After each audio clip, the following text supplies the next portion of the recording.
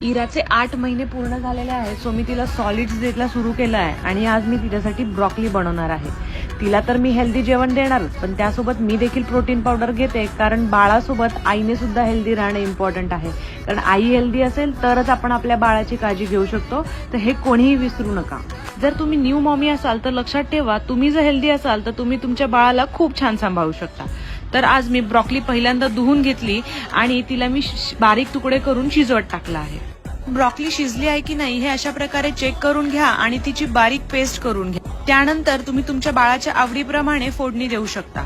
तर इराला तूप आणि हिंगाची फोडणी खूप आवडते, सो मी फक्त तूप, हिंग आणि जिरे इतकंच फोडणीला घालणार आहे आणि ती पेस्ट एकदा पुन्हा घट्टसर करून घेते आणि मग तिला भरवते. ब्रॉकलीसाठी इराची पहिली रिॲक्शन काही अशी होती, पण तरी तिने ती आवडीने खाल्ली. तर तुम्ही तुमच्या बाळाला ब्रॉकली इंट्रोड्यूस केली आहे का हे मला कमेंट करून नक्की सांगा.